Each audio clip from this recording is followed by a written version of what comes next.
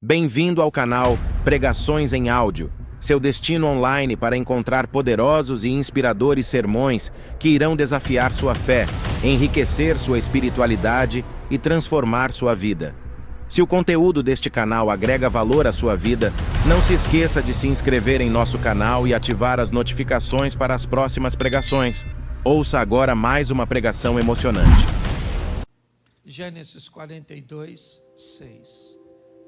José era o governador do Egito e era ele que vendia o trigo a todo o povo da terra. Por isso, quando os irmãos de José chegaram, curvaram-se diante dele com o rosto em terra. José era governador do Egito e era ele que vendia o trigo a todo o povo da terra. Por isso, quando os irmãos de José chegaram, curvaram-se diante dele com o rosto em terra. Feche os seus olhos. Senhor nosso Deus e Pai, em nome de Jesus, eis aqui a tua palavra. Continua falando conosco e usa-me como um canal de bênção nesta hora, pelo poder do nome de Jesus. Você pode dizer amém? Eu quero mostrar a trajetória de um indivíduo que conseguiu alcançar aquilo que Deus tinha para ele. Não é porque Deus tem algo para você que isso necessariamente irá se cumprir. As promessas de Deus sempre serão vinculadas, ou na grande maioria das vezes, a via de regra, a postura daquele cujo qual recebeu a promessa. Para mim, os planos de Deus nunca foram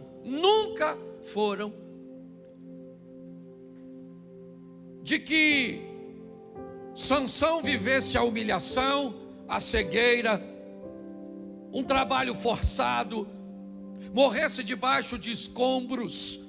Eu não acredito que esse era o projeto de Deus. Essa foi a correção da rota daquilo que Sansão fez de errado. Para mim, Deus que trabalha de uma forma extremamente organizada e pontual, a Bíblia chega a dizer, na carta do apóstolo Pedro, que o sangue de Jesus já era conhecido antes da fundação do mundo. Ou seja, antes de Deus dizer, haja luz, ele já tinha dito, haja cruz. Ou seja, tudo sempre esteve sob controle. Para mim, o povo deveria sair do Egito pelas mãos de Moisés, mas não com pragas, não. Para mim, com a autoridade de alguém que Deus constituiu como faraó do egípcio. Ah, pastor, mas os egípcios jamais aceitariam um faraó egípcio. Talvez por isso que quando José se torna governador, me parece que não foi na gestão legítima dos egípcios, mas sim nos hicsos, que haviam invadido e vencido o Egito e levado para lá, há anos atrás, a cavalaria, porque anteriormente o Egito nem cavalo usava. É importante nós entendermos que Deus tem tudo muito justinho, muito bem feito. As pragas só vieram porque Moisés se atrapalhou. O Sansão só foi humilhado porque se atrapalhou. Porque Deus tem todas as coisas para fazer certinha. Quando nós nos atrapalhamos, as coisas ficam complicadas. Quando nós vemos a história de José, ele é um dos que menos se atrapalha.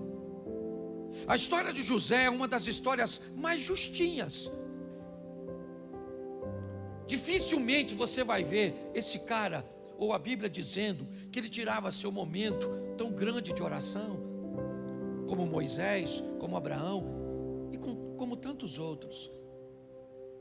Dificilmente você vai ver esse camarada envolvidos em questões conjugais, com brigas e dilemas com sua esposa.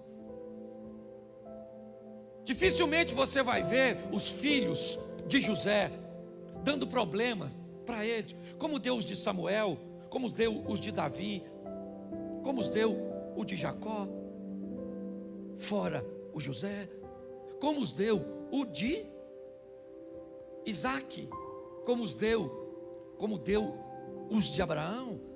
Quando você olha a história do José, nem parece que esse cara é crente nos padrões espirituais que nós estabelecemos ou pré-estabelecemos. O que esse camarada tem? Não estou negligenciando, é lógico que ele orava, é lógico que ele cumpria todos os protocolos, mas quando você vê a vida do camarada, sabe, para mim José é como um skatista, sabe, aquele indivíduo que só anda para frente, tem equilíbrio, sabe cair, gosta de obstáculo,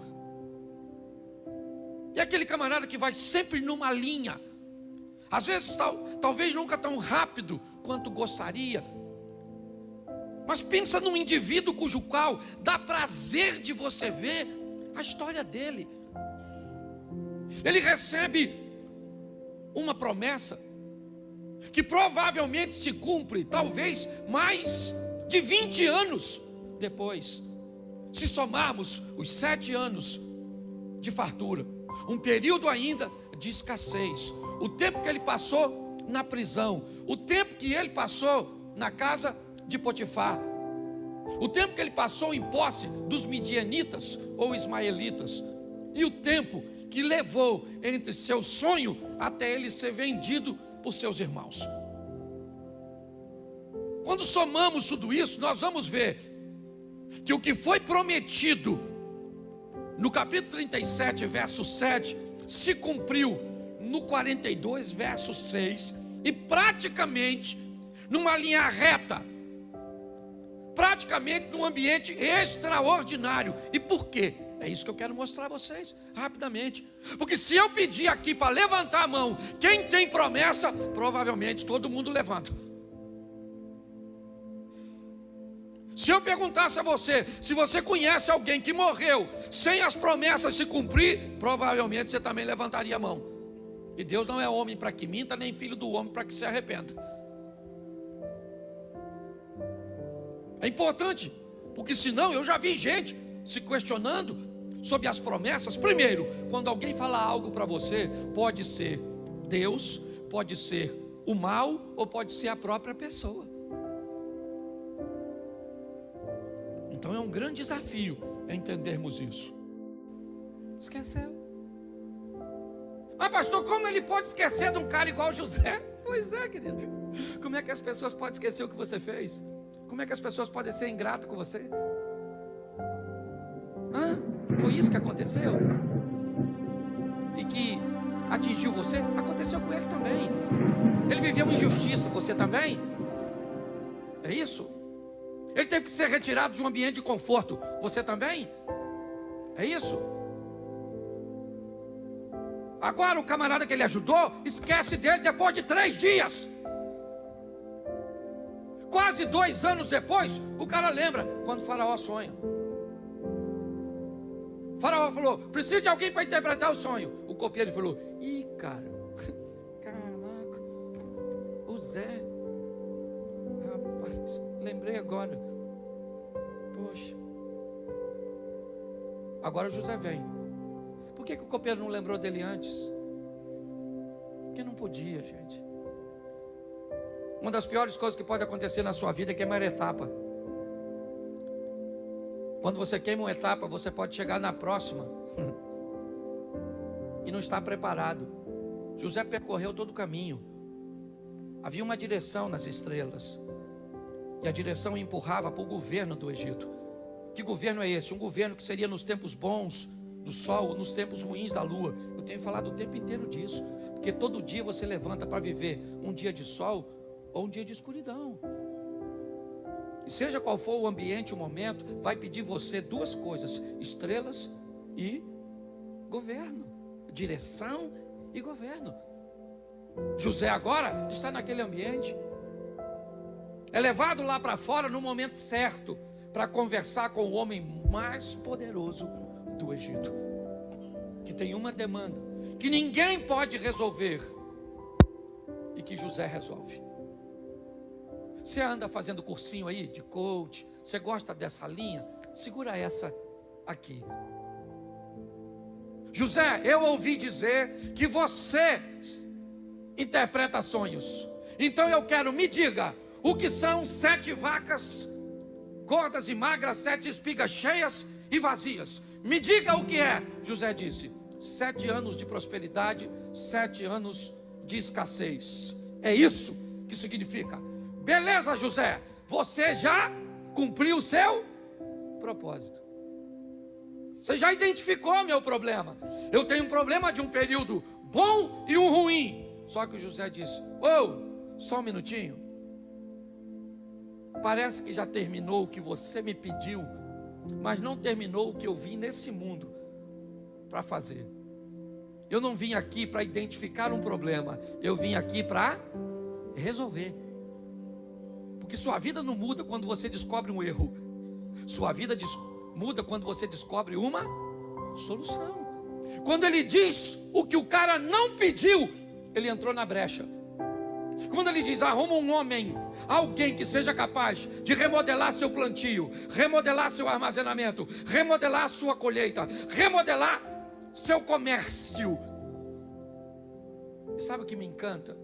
É que a gestão de um crente chamado José beneficiou todo o Egito e todas as nações. José governou, não foi para crente, não foi para trazer seu clãzinho de lá com menos de 100 pessoas e se estabelecer em Gósen. Não, ele administrou para egípcio, ele administrou para todas as vizinhanças do Egito, que se ele não tivesse lá, elas teriam morrido de fome.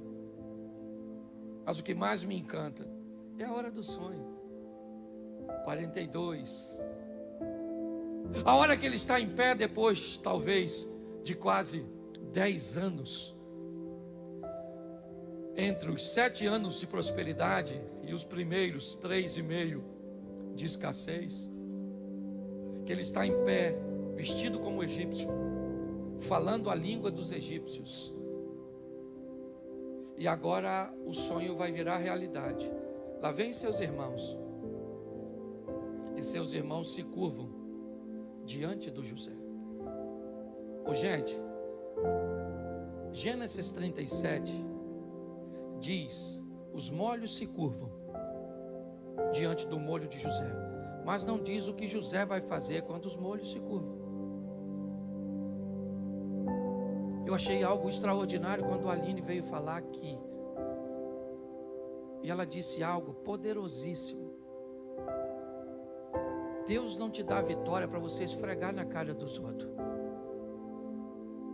Se você quer isso, que as pessoas engulam o que disseram a seu respeito, você não merece vencer. Porque a vitória não tem nada a ver com você. Tem a ver com seu irmão, com seu vizinho, com alguém que disse que você não chegaria a lugar nenhum. José, quando vira governador, não vai na casa de Potifar. Não. Se vingar da mulher. Não, ele tem poder para isso.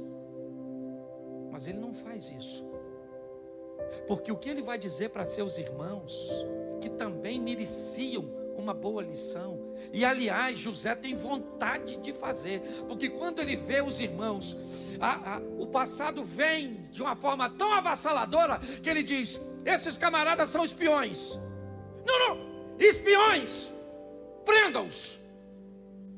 O que demonstra que ele é gente, que sentiu como gente. É isso. Por favor, não queira ser algo que você não é. Você é gente, você tem impulsos, você tem desejos, mas vá devagar. Se José pudesse, teria matá-los, mas não matou, mandou prender, e 3 dias foram suficientes para que ele estabilizasse suas emoções, parasse de agir em ambiente tempestivo. Foi isso. E agora ele chama seus irmãos, que não sabem quem ele é, mas José vai fazer uma investigação final. Ele disse: eu vou ficar com Benjamim, Judá. O irmão que queria matá-lo, Judá, vai ler lá, Judá queria matá-lo, e Rúben, por ser o primogênito, tenta protegê-lo.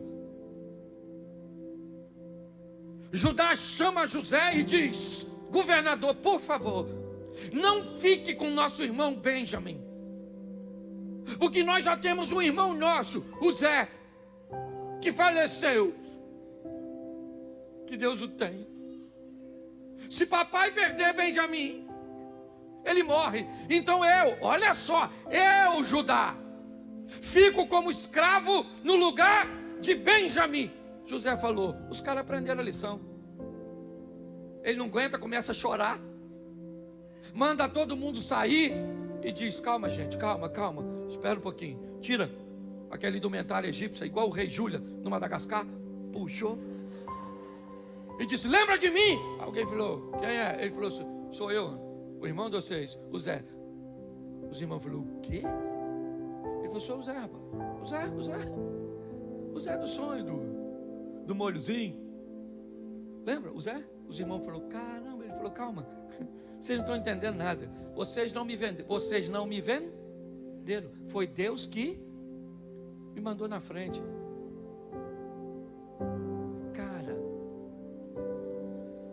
se Moisés pensasse assim,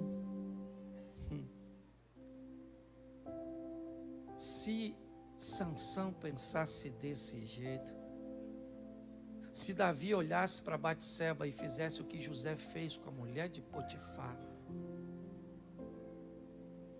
as coisas seriam diferentes. Mas sabe por que ele fez? Porque ele era melhor que todos eles. Porque ele era um protegidinho de Deus, e Deus gostava muito dele, e deu a ele forças para vencer o que os outros não conseguiram. Não. Ele viveu porque resolveu viver. Sabe o que José falou? Quando vocês saírem daqui, porque eu sei que vocês vão sair, eu vou estar morto. Mas levem meus ossos com vocês, porque nem meus ossos eu quero aqui dentro. Eu não sei se você já parou para pensar, mas 2 filhos de Jacó ficam sem tribo. Levi, me ajude com o outro aí. Quem foi que ficou? Os levitas. E me ajude, que eu não lembro, não estou perguntando de bobeira não. Falhou a memória aqui.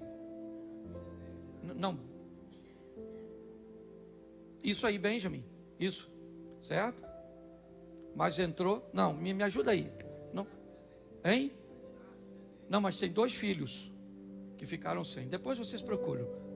Mas entraram os 2 filhos de José, Efraim e Manassés. Um eu sei que é Levi, agora eu não lembro quem é o outro de Jacó. O cara botou os 2 filhos nas 12 tribos. É só para você entender. Pastor, o que o senhor tem buscado falar para a gente? Vida. A vida está te esperando com vida, com ações. É isso.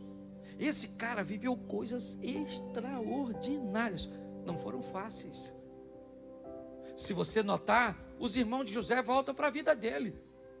Os mesmos caras que Deus tirou lá atrás, agora cabe na vida dele. Muitas vezes a vida te tira de perto de pessoas que não cabem para você naquele momento, mas depois cabe lá na frente. É outro momento da sua vida. A sua vida está esperando por você. Por você. Pegue isso, coloque isso, e você vai ver que aí o capítulo 42 vai chegar. José, pois, era governador. Por quê? Porque sonhou com sol e lua, astros de governo.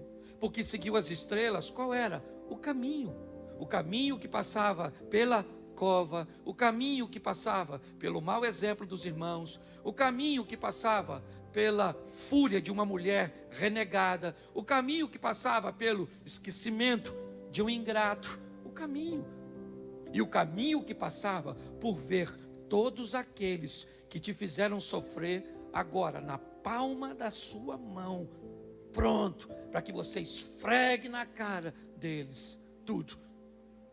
Mas ele não tinha tempo para isso. Foi viver o que Deus tinha para ele. Saia daqui para viver o extraordinário, ou viva de forma medíocre. Talvez até mediocremente você vai para o céu.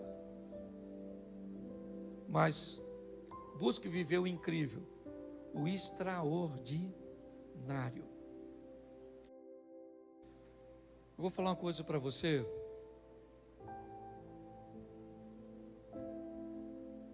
Viva. É só isso. Não vão te entender. Vão querer que você faça o que eles fariam. Vão querer que você pense o que eles pensam. Vão querer que você haja como eles agem. Faça o que Deus tem colocado no seu coração.